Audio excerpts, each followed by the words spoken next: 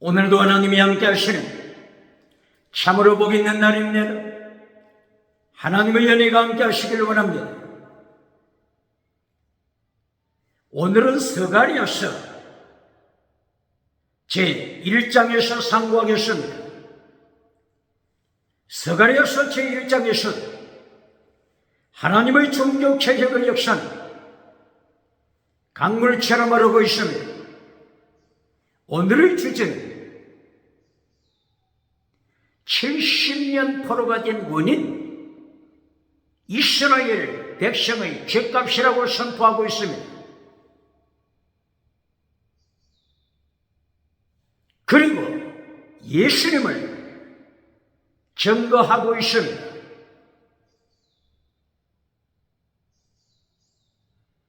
스가랴서 제1장 스가랴 젊은 선지자가 등장합니다. 스가랴 젊은 선지자죠. 학계 선지자보다 젊은 세대죠. 그러나 같은 동시대에 하나님의 말씀을 선포했습니다. 이때가 바로 페르시아와 다리오 제2년부터 선포했죠. BC 520년부터 활동한 모습이 기록되어 있습니다. 스가랴 선지자는 제사장 가문이죠. 잇도의 손자 스가랴. 그러므로 잇도 할아버지가 제사장이죠. 그리고 스가랴 선지자도 제사장 가문에서 제사장 역을 담당할 그 위치, 제사장의 위치, 선지자의 사명, 젊은 선지자 스가랴 선지자가 혜성처럼 역사에 등장해서 종교개혁을 이끌어갑니다. 김근주윤도 이끌어가고 있습니다.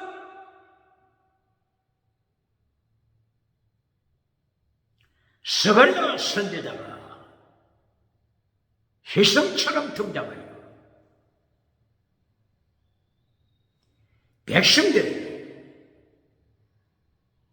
70년 포로에서 돌아온 백성들에게 포로가 된 원인, 죗값이다. 하나님께서 백성의 죄를 심판하셔서 바빌론 70년 포로가 되었음을 선포합니다. 메시지, 어떤 메시지부터 시작합니까? 땅의 복부터 시작합니까? 지나가는 은사부터 시작합니까? 방언부터 시작합니까? 금송아지 우상부터 만들어줍니까? 스가랴 선지자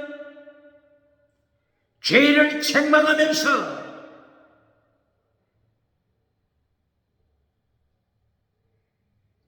선지자 사역을 시작하는 모습이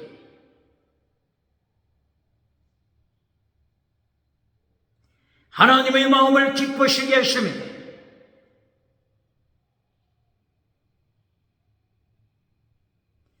죄 때문에, 이스라엘의 죄 때문에, 예루살렘의 죄 때문에, 남유다 죄 때문에 포로가 되었다고 하는 이 사실을 스가랴 1장 1절 이하 첫째 메시지가 죄를 책망하고 있습니다.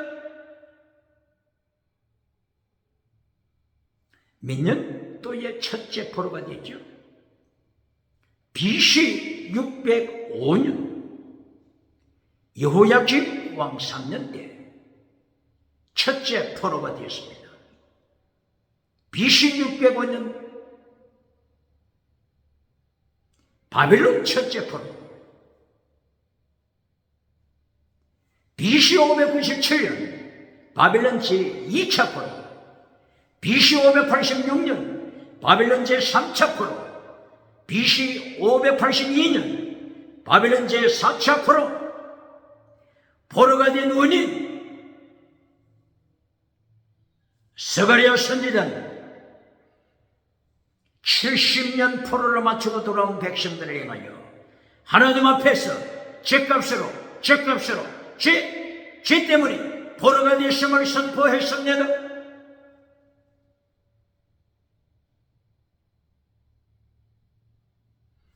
BC 605년에 1차 포로가 됐지만 사실은 BC 609년부터 포로에 떨어지고 말았죠. 예를 들면 BC 609년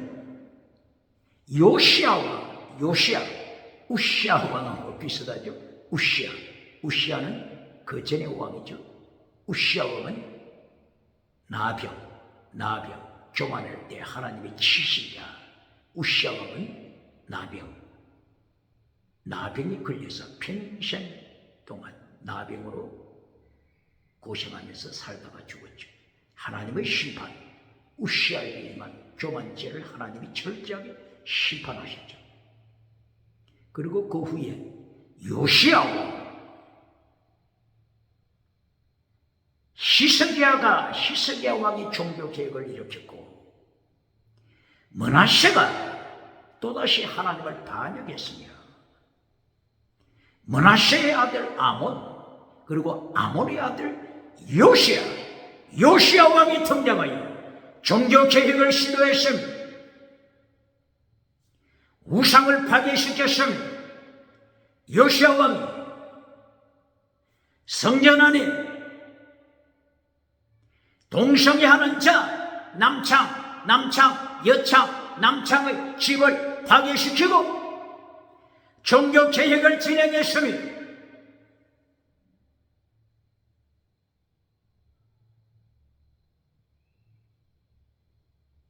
요시아 왕을 머깃도에서 애굽의 바로 네고 왕이 죽였습니다. 이때가 BC 609년이죠. 요시아 왕을 죽이고, 그리고 나서 유다 백성들이 왕을 세웠죠. 그 왕이 요시아의 아들 여호아하스였죠. 여호아하스 23살 여호아하스를 왕으로 세웠죠. 이때 다시 애굽의 바로 네고가 쳐들어와서, 언제요? BC 609년 다시 쳐들어와서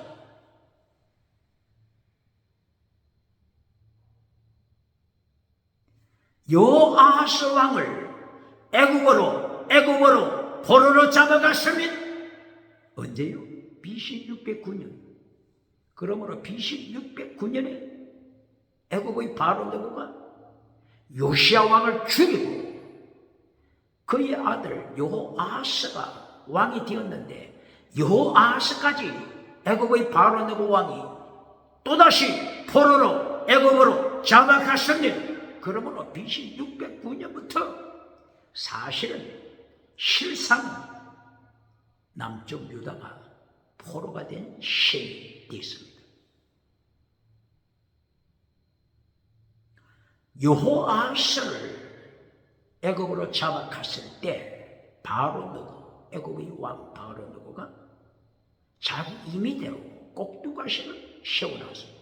꼭두가시 왕, 이자가 바로 여호야김 왕이죠.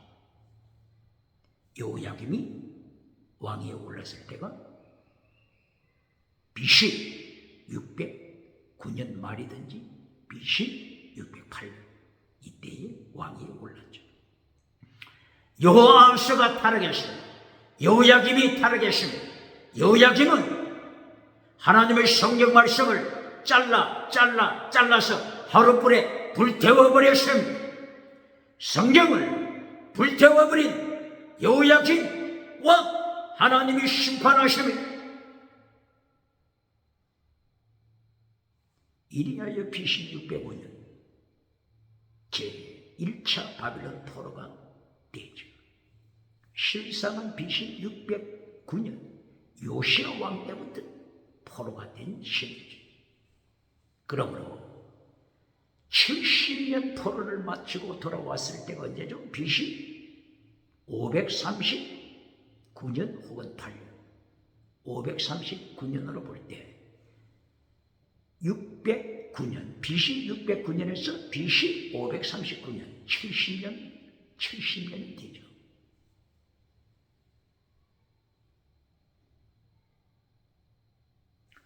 BC 609년 종교개혁자 요시야 종교개혁을 일으키고 갱건주의 운동을 일으키고 먹잇도 산에서 멋있게 성령의 피를 흘렸습니다. 멋있습니다. 위대합니다. 아름답습니다. 하나님 앞에 영광 돌린 인생이 됐습니다.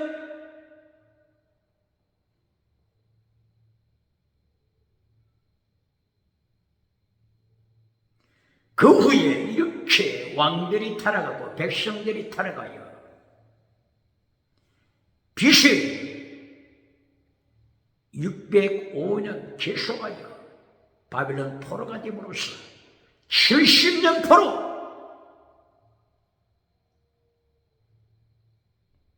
다니엘서 9장에서 70년 포로가 되자 다니엘이 하나님 앞에 기도드린 것이 나타나죠.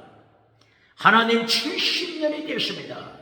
포로가 된 지 70년이 되었습니다. 예레미야 선지자를 통하여 예레미야서 25장 11절이야. 예레미야서 29장 10절이야. 70년 포로가 되면 다시 예루살렘으로 귀환시킨다고 말씀하신 것처럼 하나님이여 언제 돌아가게 하시겠습니까? 다니엘이 기도드렸습니다. 마침내 하나님께서 고레수막을 통하여 BC 539년, BC 538년 예루살렘으로 귀환하는 하나님의 예언 말씀, 예언이 성취됐습니다. 이리하여 18년, 귀환한 지 18년이 흘렀는데 성전은 건축하지 아니하고 매일 아침 온종일 예루살렘 무너진 성전터 가시덤불로 가득 채워진 성전터를 바라보면서도 예루살렘 성전을 세우지 아니하고 첫째도 땅의 복을 추구해 갔을 때 70년 포로 후에도 변하지 아니하고 땅의 복을 금송아지 복을 따라갔을 때 하나님께서 학개 선지자를 부르셨고 오늘은 스가랴 선지자를 불러서 먼저 죄를 책망하시니 70년 포로가 된 것은 죄값이다. 하나님을 향한 반역죄, 만하였음을, 반역죄, 표샤, 반역죄, 쓴뿌리, 반역죄, 허물죄, 에베소서 2장 1절, 허물죄, 바라보토마, 허물죄, 죽음의 죄, 허물죄, 지옥으로 떨어지는 허물죄, 죄값으로 70년 포로가 됐음을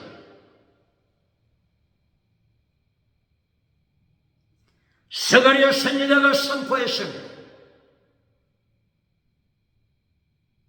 스가랴 선지자가 이렇게 죄를 책망하면 쫓겨나지 않겠습니까? 계속 목회할 수 있겠습니까? 21세기 아모스 5장 13절 기억해연 악한 세대라 사칼 세속적인 지혜자 사칼은 세속적인 지혜라는 말이 있고 두 번째는 성공주의자 성공주의 뜻이 있습니다. 사칼, 아모스 몇 장이라고요? 5장 13절. 사칼, 세속적인 지혜자가, 성공주의자가 때가 악한 줄 알고 잠잠하여 진리를 선포하지 못하는 시대를 농부, 아모스, 농부, 양떼를 키우는 농부, 뽕나무를 재배하는 농부, 무화과를 재배하는 농부 아모스가 하나님의 부르심을 받아 북이스라엘에 와서 타락한 제사장, 타락한 거짓 선지자를 향하여 책망했습니다. 아모스 농부 선지자가 책망했습니다. 스가랴 선지자, 제사장이요 선지자로 부름받은 스가랴, 젊은 선지자, 혜성처럼 나타난 젊은 선지자가 죄를 책망합니다. 죄를 책망합니다. 계속 목회할 수 있겠습니까? 죄를 책망합니다.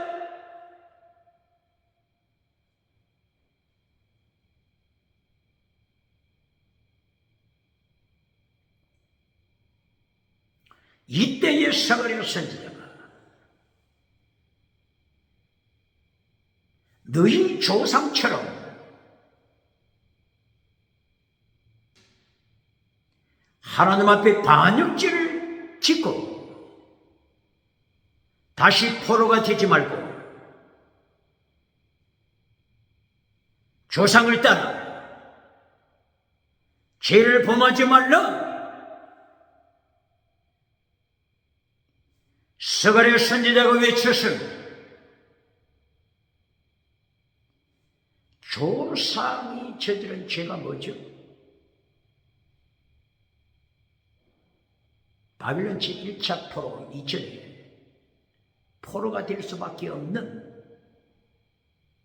70년 전에 살았던 자들의 죄값이 뭐죠?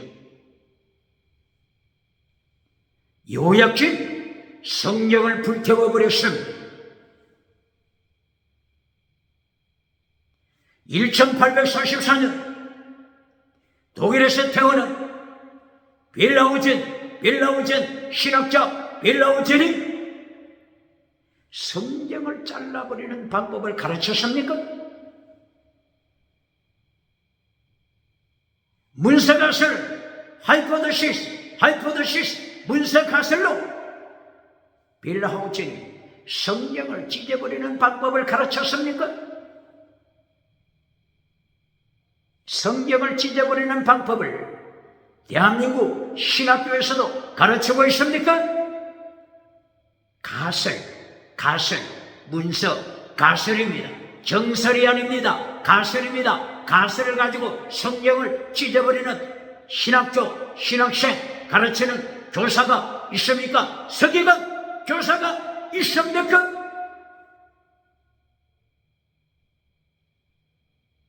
거길까 독일 교회가, 유럽 교회가, 미국 교회가, 영국 교회가 어떻게 되고 있습니까? 요약이 뭐니? 예레미야 36장 23절 이하 성경책을 하루불에 불태워버리자 하나님이 심판하셨습니다.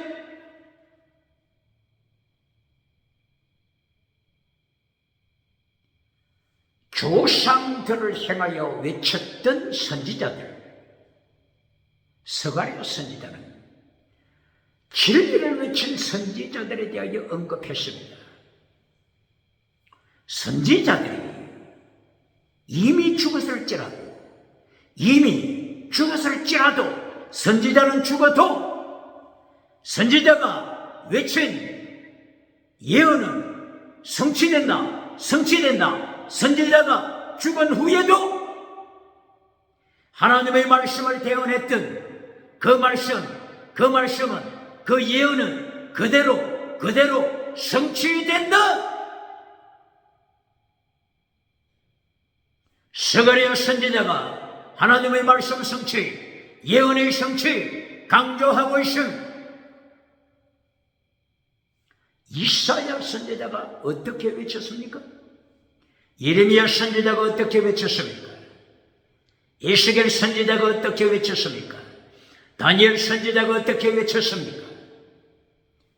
이사야 선지자, 이사야 59장 5절이야. 독사의 알을 품은 자들아. 이사야처럼 설교하는 자가 있습니까? 이사야 59장 5절 이하. 무엇을 품었다고요? 무엇을 품었다고요? 독사 알을 품고 있는 자들아. 독사, 사탄을 가리킵니다. 사탄 추종자, 사탄을 따라가는 뱀꼬리, 벨리알의 자식, 벨리알의 자식, 뱀꼬리, 독사의 알을 가슴에 품은 자, 이사야 선지자가 죄를 책망했으니 몇 장이라고요? 이사야 59장 5절 이하. 21세기 이사야처럼 백성을 타락한 죄를 책망하는 자가 있습니까?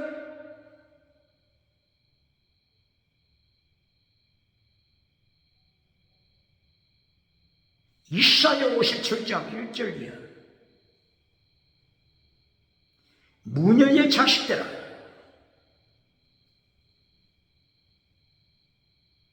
음행의 자식들아,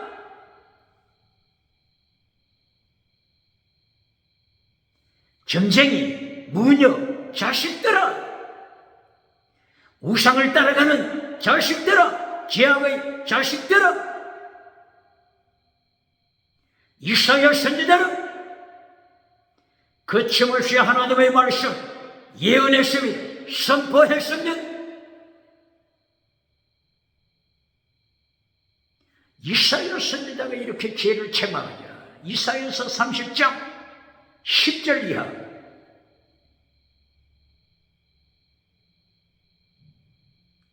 이사야의 설교를 듣고 있던 백성들, 무리들, 회중들이 이사야 선지자를 향하여 협박하죠.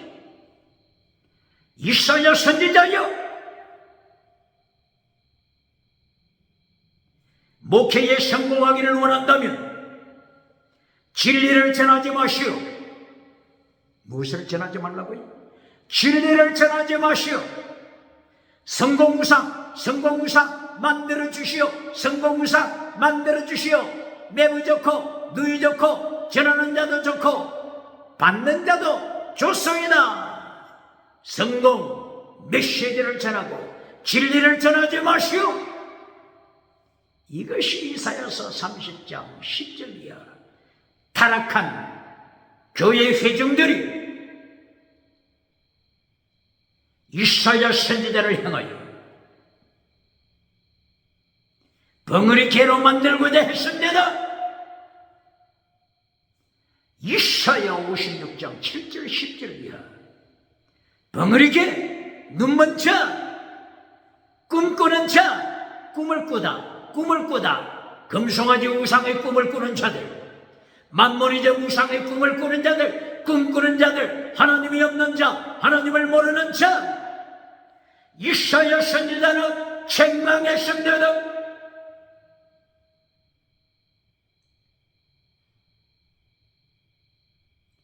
이사야 선지자 1장 하나님의 심판 계시를 봤다.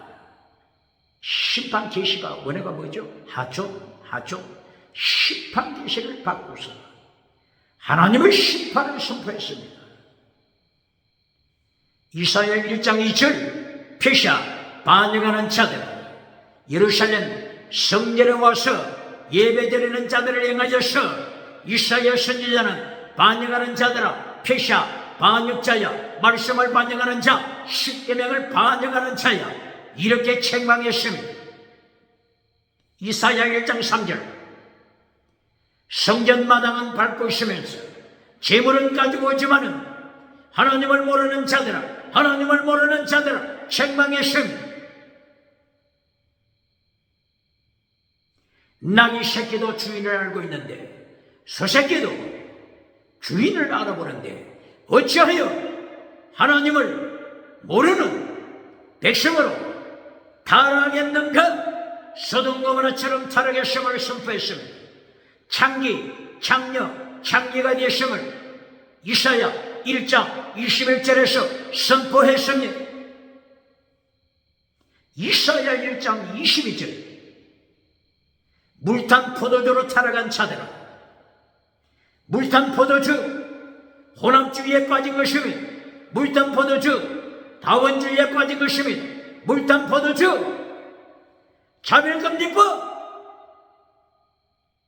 오직 예수님을 잘라버리고 차별금지법을 통과시켜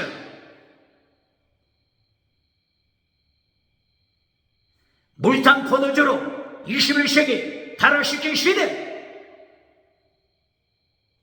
21세기 이사야가 누굽니까? 물탄 포도주로 책망하는 이사야 선지자 누굽니까?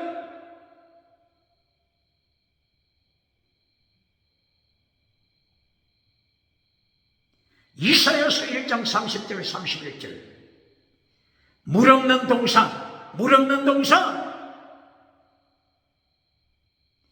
물된 동산은 에덴 동산을 가리키죠. 물이 없이 바싹 말라버린 물 없는 동산, 상수리 나무도 바싹 말라버렸습니다. 하나님이 불로 심판하십니다. 하나님께서 포로로 보내심을 경고하심.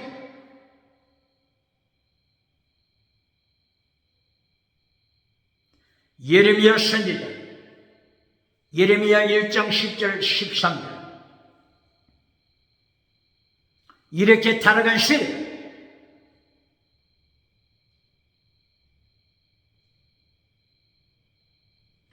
북쪽에서부터 남쪽으로 기울어진 끌렁가면서 핵무기를 예레미야 선지자는 선포했습니다. 예레미야 몇 장이라고요? 1장. 첫째 메시지부터 죄를 책망했습니다. 첫째 메시지부터 금송아지 우상을 만들어주고 박수갈채 받는 자 누굽니까?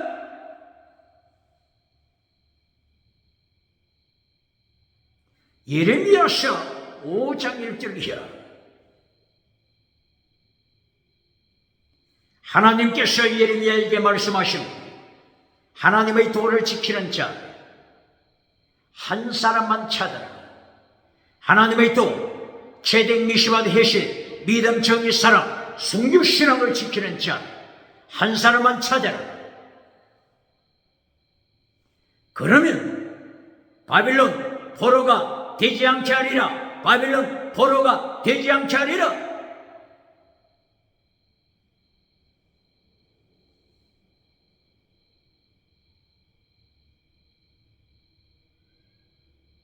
이렇게 하나님께서 한 사람을 찾고자 했지만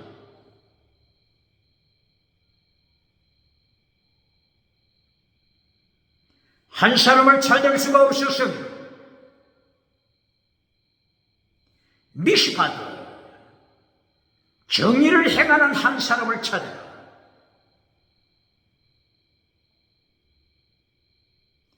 에무나 믿음과 진리, 정직을 행하는 자 찾아라.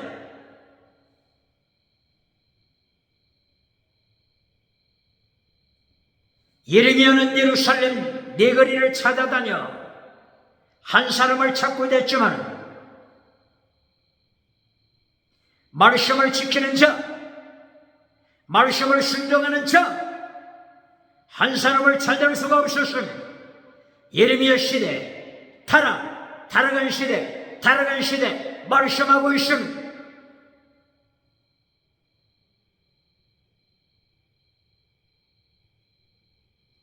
스가랴 선지자가 포로가 된 원인, 70년 포로가 된 원인, 백성의 죄값이다 이렇게 선포했는데, 이처럼 이사야 시대 죄값, 예레미야 시대 타락한 죄값 성경은 기록했습니다. 에스겔 선지자 시대도 에스겔서 8장 11절 세계에서 가장 큰 예루살렘 성전에서 장로 70명이 성전 안에서, 교회당 안에서 우상을 섬기고 있었으면, 누가요? 장로 몇 명? 70명? 짐승 우상을 섬기고 있었으면, 버러지 우상을 섬기고 있었으면, 하나님이 이것을 지켜보셨으면 하나님께서 에스겔에게 폭로시키셨습니다. 바빌론 포로가 된 원인, 하나님이 원인을 폭로시킵니다. 에스겔에서 8장 14절 그리고 16절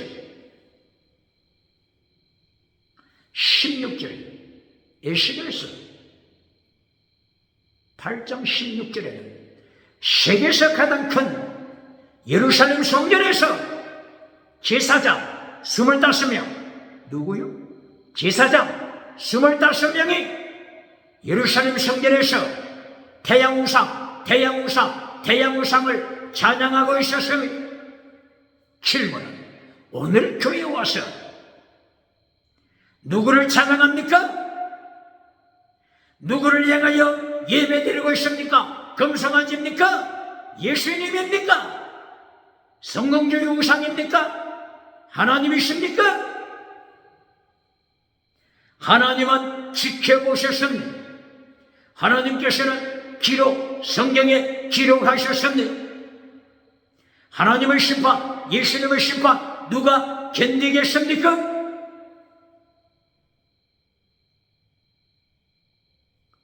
에스겔에서 9장 6절이요. 성전부터 심판하라. 성전을 심판할 때 중직자부터 심판하라. 장로부터 심판하라. 중직자부터 심판하라. 그리고 여전도에 심판하라.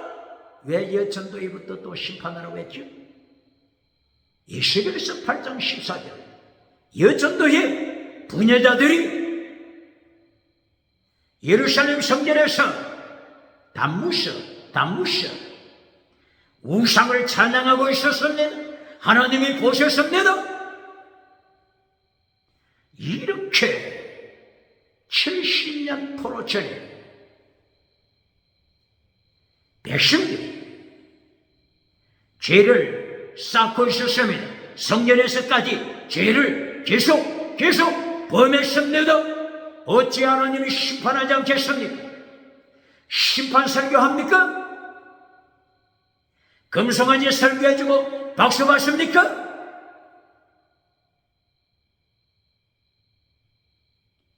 예레미야서 애가 2장 14절 애가 하나님의 심판으로 말미암아 슬픈 노래 애가를 부르는 거죠. 포로가 된 원인 애가를 통하여서 말씀했습니다. 예레미야 2장 14절 포로가 된 원인 선지자들이 제사장들이 백성의 죄를 폭로하지 못했다. 백성의 죄를 책망하지 못했다. 죄를 책망하지 못했으므로 하나님께서 바빌론 포로로 보내심을 기록했습니다. 21세기 교회에서 강단에서 죄를 폭로시키지 못하고 금송아지 우상, 성공주의 우상, 8차원, 4차원, 타락한 영성 우상 만들어지면서 박수갈채 받을 때 하나님이 심판하십니다. 북쪽에서 남쪽으로 서울로 기울어진 끌렁가면서 행복의 심판 하나님이 경고하십니다.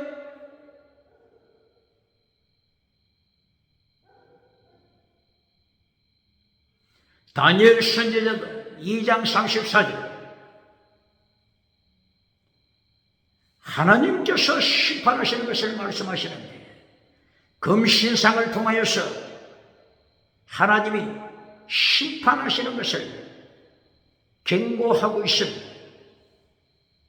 금신상, 하나님께서 보여주신 금신상, 머리가 금이죠. 그리고 가슴 은이죠. 그리고 배 구리죠. 동 그리고 종아리, 철이죠. 그리고 발가락. 철과 진흙, 혼합주의죠. 철, 진흙, 철, 진흙, 혼합주의, 다원주의, 차별금지법, 하나님이 떠인 돌, 예수 그리스도, 떠인 돌, 예수 그리스도로 심판하십니다.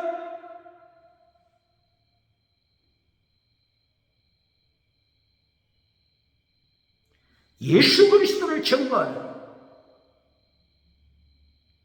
스가랴 선지자를 보겠습니다. 스가랴 선지자, 스가랴서 1장 8절 이하 예수님을 증거하고 있습니다. 하나님께서 스가랴 선지자에게 환상을 보여주셔서 예수님에 대한 환상입니다.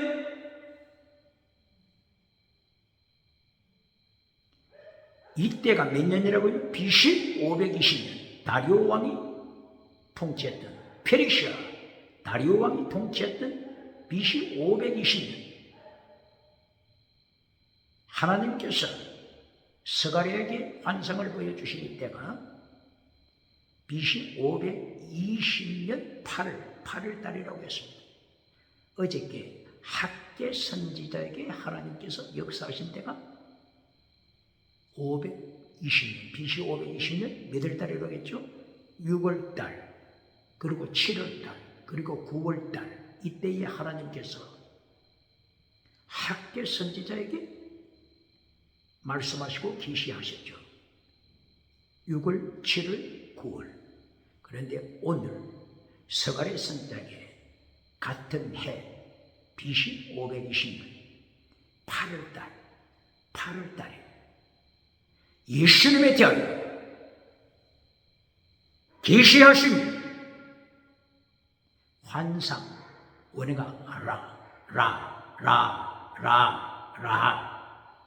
하나님이 보여주시다. 예수님을 보여주심이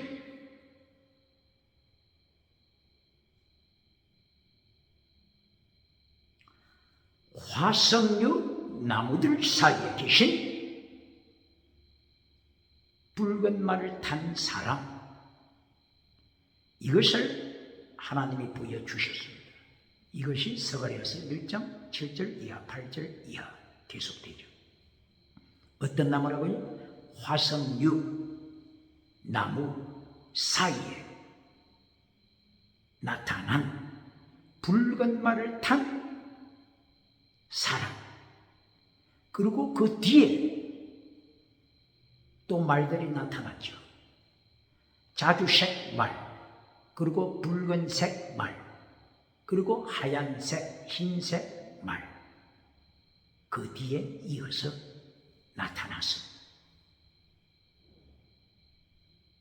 바로 화석류 나무.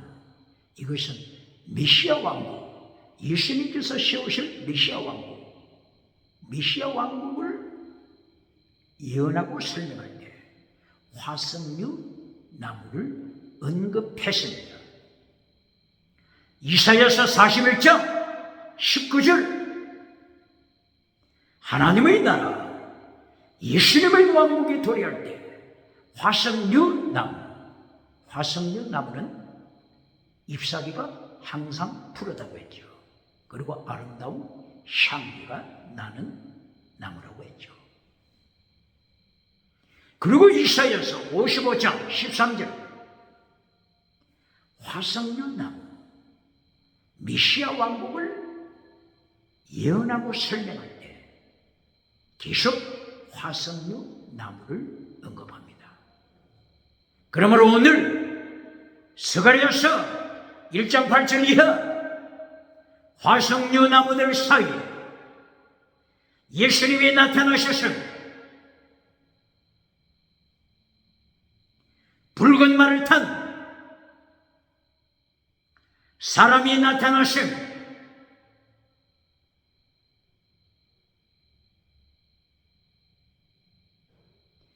붉은 말을 탄 사람으로 나타나신 예수님,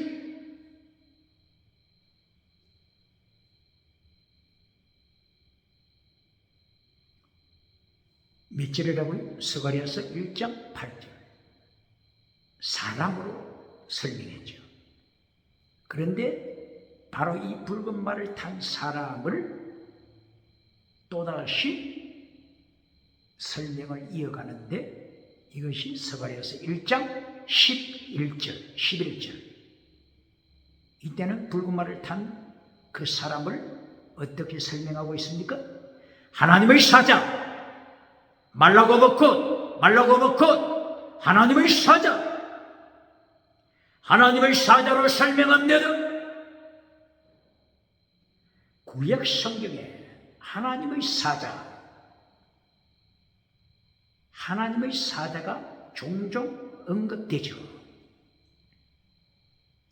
하나님의 사자가 언급될 때 그때 이분이 여호와다, 하나님이다 이렇게 기록을 정확하게 해놓은 것들이 자기죠. 하나님의 사자, 바로 이 하나님의 사자를 스가랴서도 강하게 강조하고 있는데 창세기에서 하나님의 사자를 이분이 하나님이다 이렇게 하는 것이 종종 나타난다고 이미 강조했지요.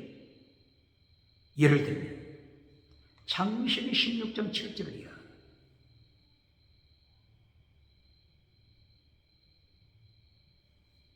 하나님의 사람 아브라함과 동침했던 몸종 하갈이 임신하자 하나님이 기뻐하지 않는 타락한 모습이죠.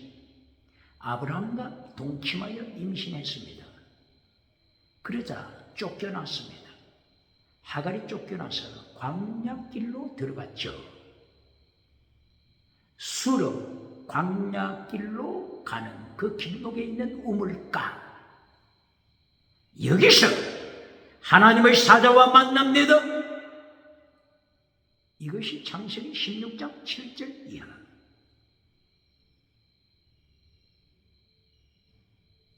하나님의 사자가 우물가에서 도망치는 하갈을 만났으면 위로했으면 다시 아브라함의 집으로 돌아가라고 권면했으면 요한복음 4장 11절 이하. 사마리아 성, 수가성, 우물가에서 예수님께서 타락한 여인, 수가성 여인을 만나서 예수님 그 여인의 뱃속에 생수의 강물이 흐르게 하는 샘물로 축복하시죠. 타락한 여인이 변화되어서 전도자가 됐으면 예수님이 우물가에서 만나서 변화시키면 왜 우물가를 계속 성경은 강조하죠. 생수의 근원 되신 하나님, 생수의 근원 되신 예수님, 생수의 샘물을 비송지음과 티그리스 유브라데 생각을 통하여 온 세계 대서양, 태평양, 온 세계 5대양 7대도까지 예수님의 생명수, 보혈의 생명수, 성령의 생명수, 말씀의 생명수, 십계명 생명수를 마시게 하십니다.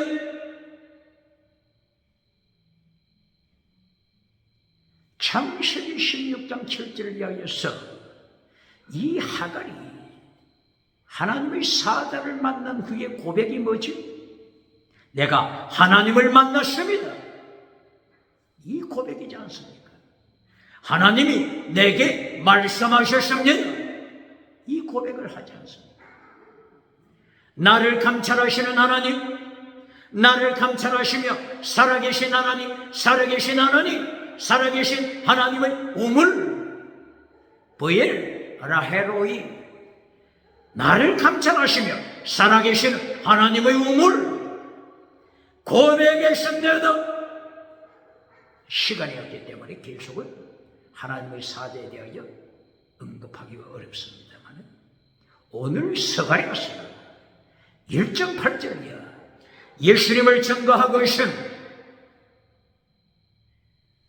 화석류 나무들 사이 말을 타고 나타나신 예수님, 붉은 말을 타고 나타나신 예수님, 붉은 말을 탄 그 사람을 8절에는 사람 이렇게 말씀했죠. 1장 11절에서는 하나님의 사자 말라고 놓고 하나님의 사자 이렇게 추가적으로 정확하게 설명하여 예수님이심을 밝히고 있습니다. 조금 더 추가적으로 설명해 볼까요? 스가랴서 3장 1절 이하 말라고 먹고 하나님의 사자가 나타나죠. 스가랴서 몇 장이라고요? 3장 1절 이하. 하나님의 사자가 나타나는데 하나님의 사자 앞에 누가 섰습니까? 누가 서 있죠? 대지사장 여호수아. 대지사장 여호수아가 더러운 옷을 입고 죄된 죄악을 범한 더러운 옷을 입고 하나님 앞에 서 있습니다. 누구 앞에 섰다고요? 하나님의 사자. 정확하게 말하면 하나님의 사자 앞에 서 있습니다. 말라고 놓고 하나님의 사자 앞에 섰습니다. 대제사장 여호수아가 서 있을 때 제사장 옆에 누가 찾아왔습니까? 사탄이 찾아와 섰습니다. 대제사장 그리고 사탄이 누구 앞에 섰다고요? 말라고 놓고 하나님의 사자 앞에 섰습니다. 몇 장이라고요? 스가랴 3장 1절 이하. 그런데 스가랴 3장 1절, 2절, 3절, 4절 이 하나님의 사자를 누구라고 말합니까? 여호와 하나님이다. 누구를 가르쳐요? 하나님의 사자를 가르쳐요. 하나님이다. 이렇게 말씀합니다.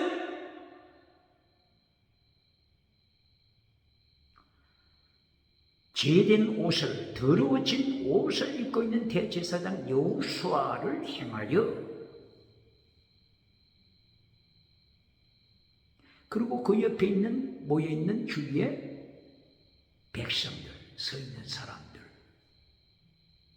그들에게 하나님의 사자가 어떻게 명령을 내리죠? 여호수아의 더러워진 옷을 벗겨라. 누가 명령해요? 누가 명령하죠? 하나님의 사자. 하나님의 사자가 명령합니다. 정결한 옷으로 갈아입혀라. 누가 명령한다고요? 하나님의 사자가 명령합니다. 기억해요. 그리고 이 더러워진 대제사장 여호수아의 죄를 누가 죄를 용서하죠? 하나님의 사자. 하나님의 사자가 죄를 씻어줍니다. 용서합니다.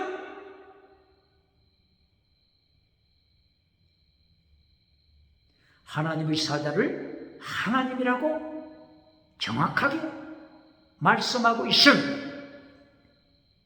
여호와의 사자가 죄를 용서하고 있음을 말씀하고 있습니다. 여호와의 사자는 누구를 가리킨다고요? 예수님! 그러므로 여기서도 스가랴 1장 8절에서는 사람이라고 했죠. 스가랴서 1장 11절에서는 하나님의 사자라고 했죠. 스가랴서 3장 1절 2절에서는 이 하나님이라고 했죠. 하나님의 사자, 하나님 같은 분을 이렇게 세 가지로 부르고 있습니다.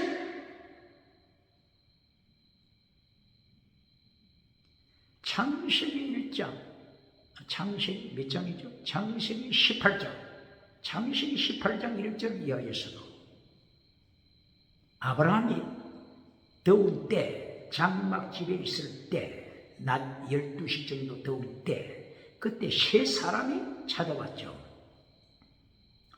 사람이라고 했죠. 나중에는 이 세 사람 중에 한 분을 여호와라고 했죠. 세 사람 중에 두 사람을 천사라고 했죠. 사람, 천사는 말락이죠. 말락, 사람, 말락, 여호와, 이렇게 세 가지 말씀하고 있습니다. 더 추가시켜 볼까요? 창세기 32장 20절 24절 이하, 야곱이 야복 강가에서 밤새도록 한 사람과 씨름했죠. 사람이라고 말했죠.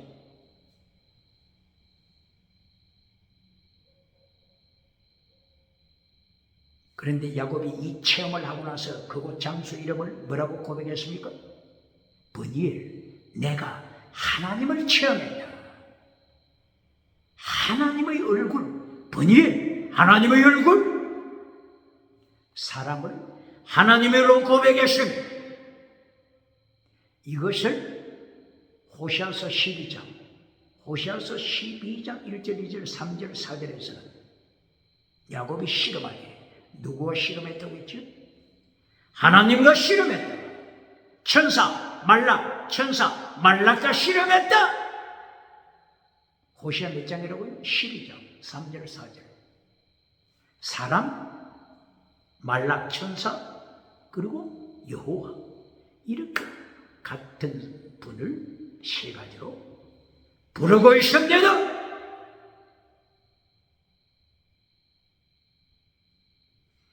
구약에 활동하신 예수님, 창조주 예수님, 삼일체 하나님으로 활동하신 예수님 말씀하고 있습니다. 그런데 여기에 조심해야 할 것이 있습니다. 삼일체 하나님을 바르게 가르쳐야 합니다.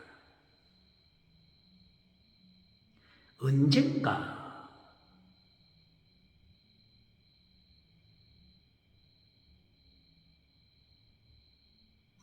전도하는 목사님이 자기 교회 성도와 더불어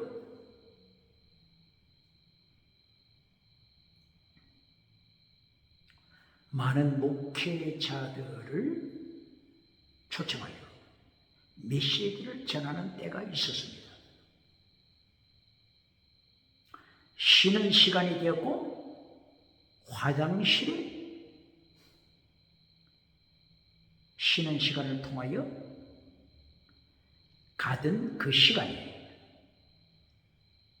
이 강사 목사님 교회에 다니는 그 성도 교인이 화장실에서 이렇게 말합니다. 우리 목사님 메시지에 감동받았습니다. 이렇게 말하는 거예요. 그래, 어느 부분에서 감동을 받았습니까? 하니까 우리 목사님 설교 중에 예수님이 여호와다, 예수님이 여호와다, 예수님이 여호와다, 예수님이 여호와다, 이렇게 가르치는 것에 아주 감동받았습니다. 이렇게 하는 거예요. 이 삼일체 하나님 설명할 때 아주 조심해야 합니다. 이 성도는 예수님이 하나님이다. 이제 삼일체 하나님이죠. 그런데 삼일체 하나님을 설명할 때 많은 목회자들이 실수하는 게 뭡니까? 양태론적 삼일체를 가르칩니다. 양태론적 삼일체.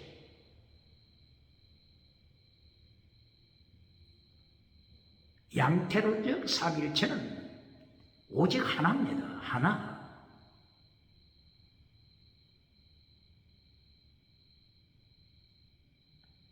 태양을 통하여 설명할 때 삼일체를 양태론적 설명이죠. 태양을 통하여 설명하는 것이 양태론적 설명입니다. 태양 본체가 있다. 그리고 빛이 있다. 그리고 열이 있다. 이것은 삼위일체처럼 설명하지만은 태양 하나뿐입니다. 이거는 다른 삼위일체 설명이 아닙니다. 태양을 태양, 빛, 열 이렇게 삼위일체를 설명하는 것은 뭐라고요? 양태론적 설명입니다. 이거는 성경 말씀을 통하여 가르치는 삼위일체가 아닙니다. 혹은 가족을 통하여 삼위일체 하나님을 설명하기도 합니다. 가족.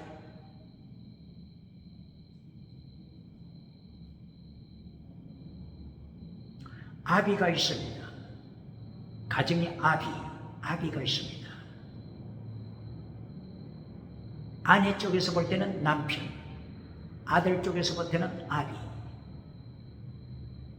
그리고 어머니 쪽에서 볼 때는 아들. 이 아비라고 하는 하나에서 양태론적으로 설명해 주는 것입니다.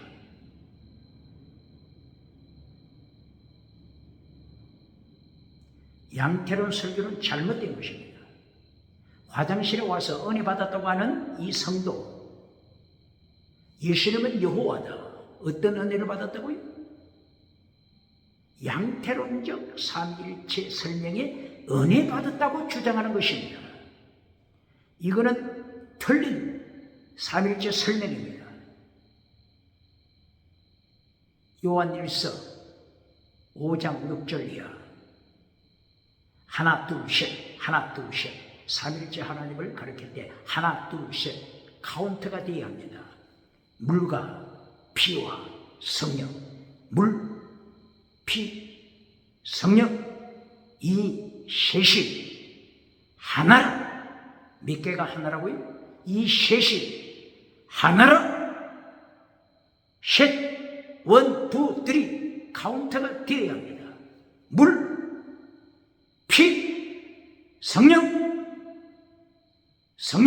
피. 오늘 십자가에 지시는 예수님 피. 2024년 3월 29일 금요일 오늘 아침 6시 아침 이스라엘 시간으로 3시죠. 3시 한국 시간으로 9시 아침 3시 십자가 지신 예수님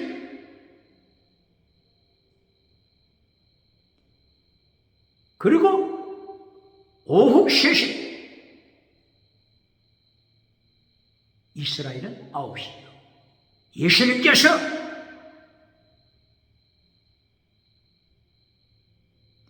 모든 것을 이루었다. 이때 이제 피니시다. 텔레로스. 이때 이제 피니시다. 텔레로스. 모든 것을 이루었다. 선포하신 예수. 피. 예수님을 가리키죠. 물. 생수의 근원 되신 하나님. 성부. 피. 성자. 성령. 1, 2, 3 카운터가 되어야 합니다. 이것이 정확한 삼위일체 하나님 설명입니다.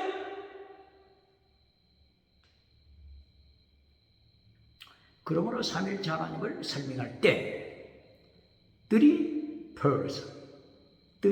persons in one God. person이 몇 개라고요? three person 뜻은 위라고 하는 뜻이죠. 사람이라고 하는 뜻도 있지만 위, 제1위, 제2위, 제3위, 제1위 되시는 성부 하나님, 제2위가 되신 성자 하나님, 제3위가 되시는 성령 하나님. 1, 2, 3 카운터가 되어야 정확한 설명으로 들어가는 것입니다.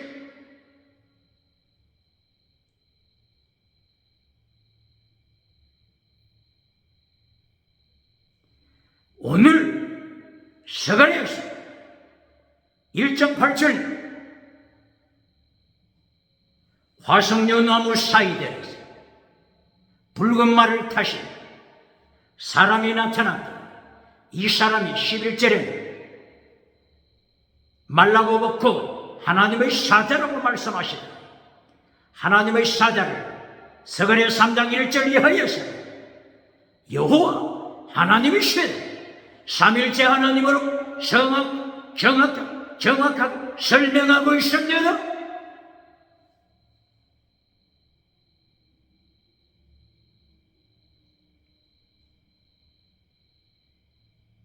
그리고 이 화석류 나무 사이에 붉은 말이 나타났고 그 뒤에 세 마리 말이 등장했죠. 자주색 말, 붉은색 말, 그리고 하얀색, 흰색 말 등장했죠. 바로 이것을 색을 따라서 설명하는 부분이죠. 바로 이 말을 통하여 그리고 색상, 자주색, 붉은색, 흰색, 예수님의 속성을 가르치죠. 예수님의 속성을 설명하죠. 그리고 바로 이 세 말을 통하여 온 세상에 보냄을 받은 천사로 설명하고 있죠. 이 세 개의 말을 세상에 보냄받은 천사, 만군의 하나님의 천사, 만군, 군대의 하나님, 천사의 무리, 통치하시는 군대의 하나님, 천사, 무리를 통치하시는 하나님, 만군, 군대, 원어가 자바, 군대의 하나님, 천사, 군대의 하나님이십니다. 이 세 개의 말을 천사, 땅끝까지 보냄받은 천사들 이렇게 표현하죠. 그런데 색깔을 통하여 자주색, 붉은색, 하얀색을 통하여 예수님의 속성을 말씀하고 있습니다.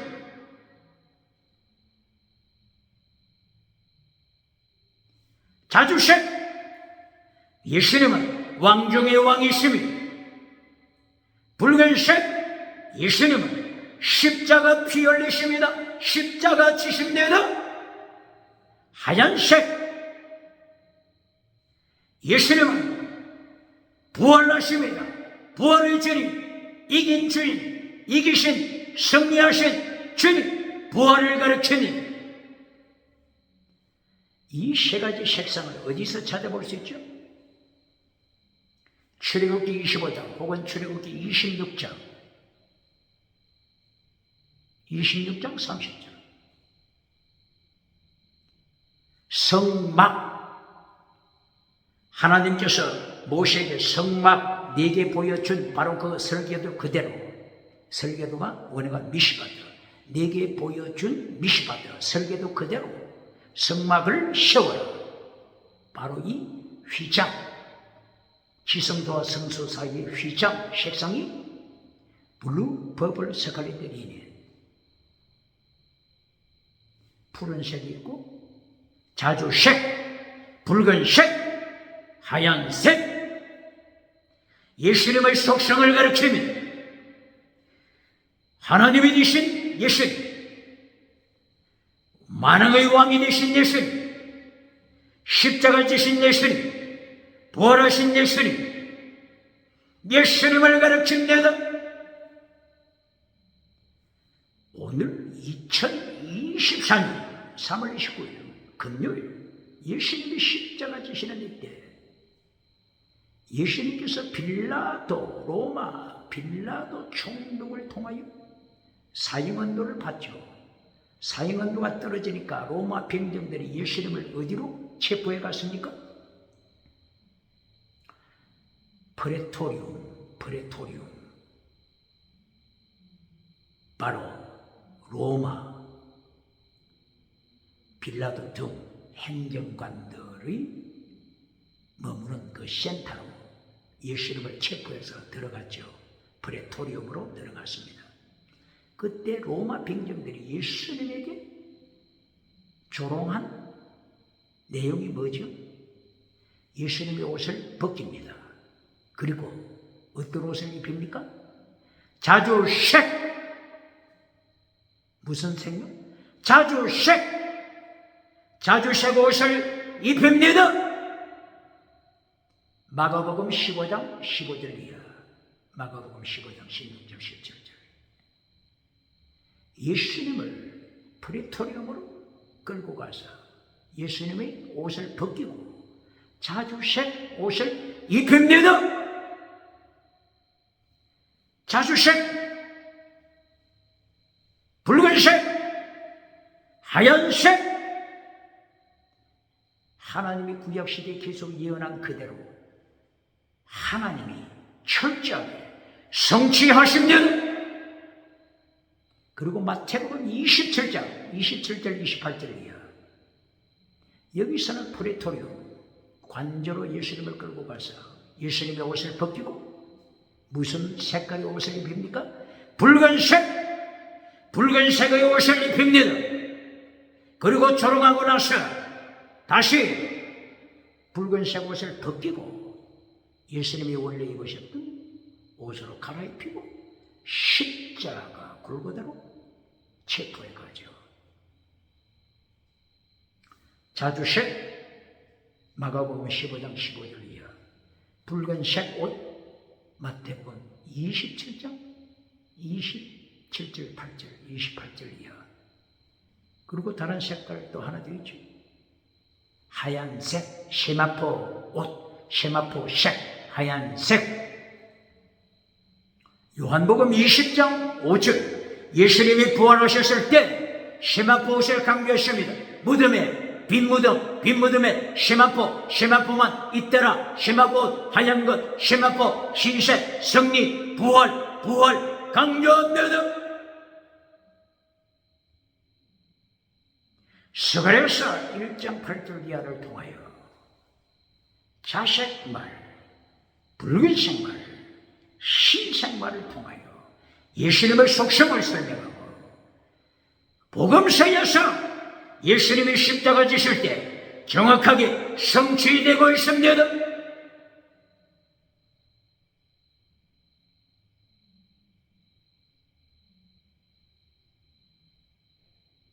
이렇게 예수님을 스가랴 선지자가 증거하고 있습니다.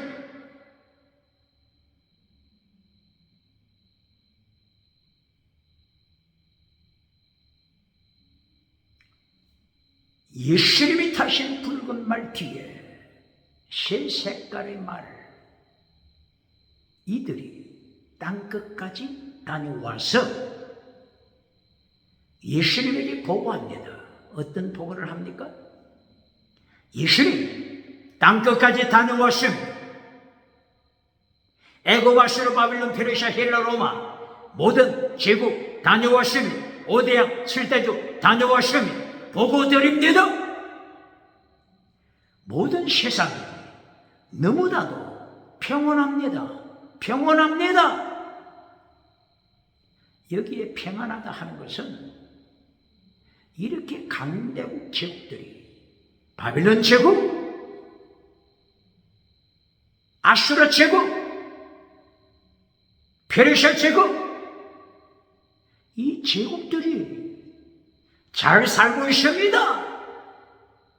하나님을 반해가면서도 이들이 세상에서 금송아지 우상을 누리고 있습니다.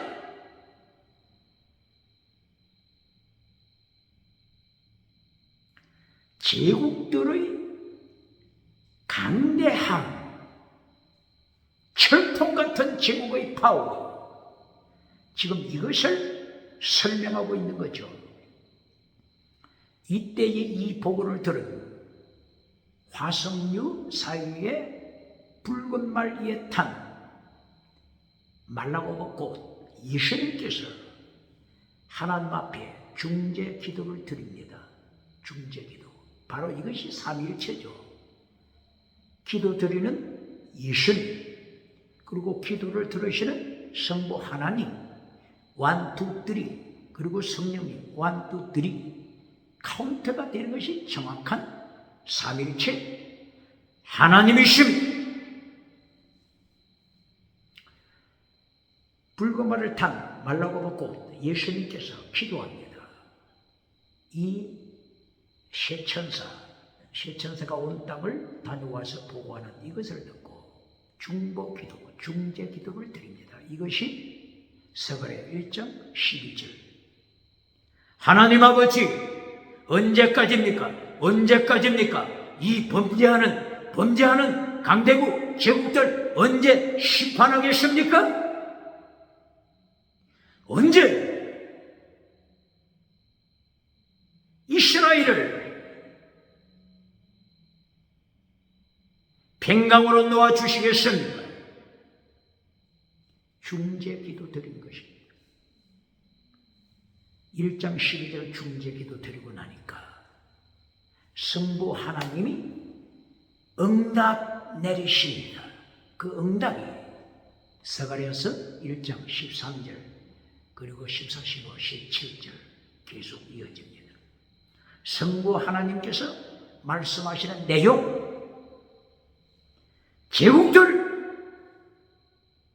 애굽, 아수르, 바빌론, 페르시아, 헬라, 로마고 제국들 하나님이 심판하실 것을 말씀하십니다. 그리고 회개하고 돌아오는 유다, 이스라엘 다시 예루살렘으로 인도하여 예루살렘 성이 회복될 것, 예루살렘 성전이 다시 건축될 것을 말씀하고 있습니다. 이것은 최후로 강조하는 것이 영원한 시온성, 영원한 예루살렘성, 영원한 시온성이라고 하는 것은 새하늘, 새 땅, 요한계시록 21장 1절 이하에 나타나는 새하늘, 새 땅, 영원한 새 예루살렘, 이것을 가르치고 있습니다. 화석류 나무가 가르치는 것처럼 메시아 왕국, 영원한 하나님의 나라, 이것을 예언하고 있는 것입니다.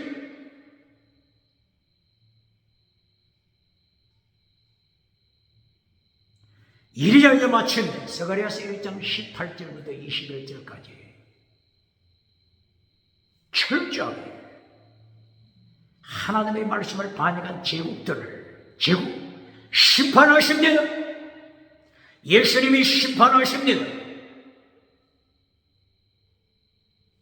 다니엘서 2장 34절에서 하나님이 보여주신 금신상, 바로 그때의 금은동철, 그리고 혼합주의 시대, 다원주의 시대, 차별금지법을 통하여 오직 예수님을 선포하지 못하도록 혼합주의로 지옥으로 끌고 가는 시대, 이것을 다니엘에게 보여주신 거죠. 그때에 뭐가 떠올랐습니까?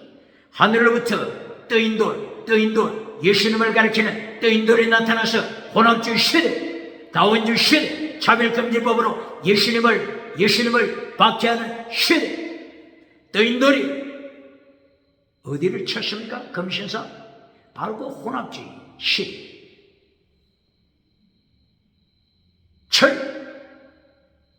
진흙으로 혼합된 시대, 다원주의 시대, 다신론 시대, 차별금지법으로 우상을 섬기는 시대, 이때의 떠인들이 쳐버리자 먼지처럼 사라져버리고 말았다고 했죠. 하나님의 심판, 예수님의 심판입니다. 이때의 떠인들은 태산을 이루어 우주에 가득 차서 오직 하나님으로 세계를 점령한 것입니다.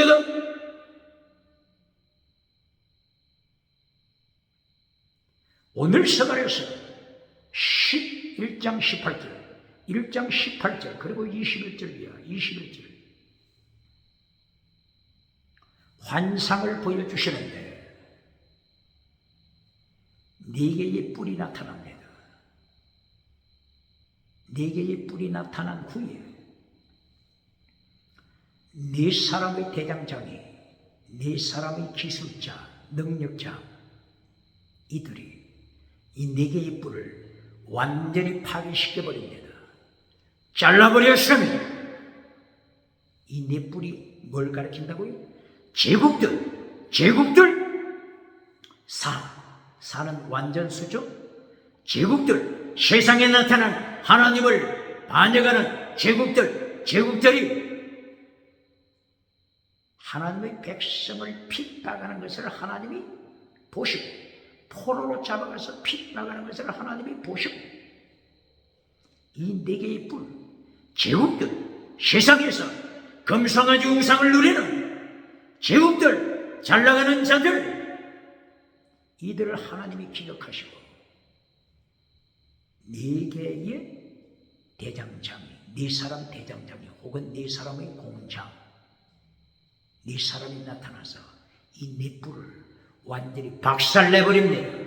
이것은 뭐라고요? 하나님의 심판, 하나님의 제국 심판, 예수님께서 떠인 돌이 되어 금신상을 쳐버려 가루로 만들어버리신 것처럼 이 세상에 나타나는 애굽, 아수르, 바빌론, 페르시아, 헬라, 로마, 곧 마지막 바빌론, 종말의 바빌론까지 완전히 멸망시키시는 예수님 말씀하는 것입니다.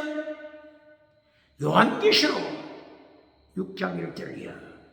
예수님께서 일곱 인으로 세계를 심판하십니다.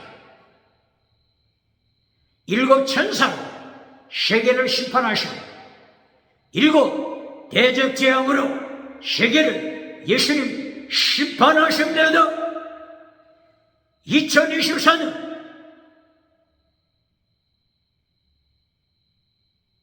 3월 29일 금요일 예수님 십자가 지시고 십자가 상에서 옆구리로부터 물과 피를 흘리시는 오늘입니다. 예수님이 세계 모든 반역자 심판하시고 하나님의 백성 대속하시고 천국으로 인도하시고 말씀하고 있습니다.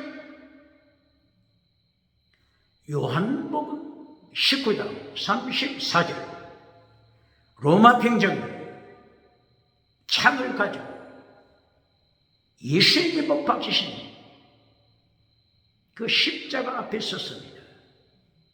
그 창으로 어디를 찌르죠? 예수님의 옆구리를 찌릅니다. 그러니까 옆구리에서 물과 피가 쏟아졌습니다.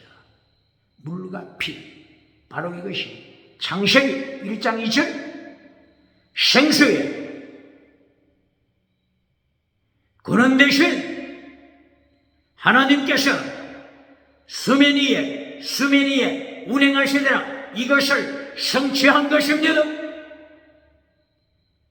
창세기 2장 10절 8절 9절 10절 이하에서 에덴 동산에서 시작한 생수의 강물이 4개의 강으로 발전하여 비성주 티그리스 유브라데스 4개의 강물이 온 세상으로 흘러가서 지중해 대서야 인도야 태평양으로 오뎅칠대주 온 세상 예수님의 피 예수님의 보혈로 예수님의 말씀으로 말씀의 강물 성령의 강물 보혈의 강물 생수의 강물로 창세기의 예언을 성취시킨 것을 말씀하는 것입니다. 할렐루야!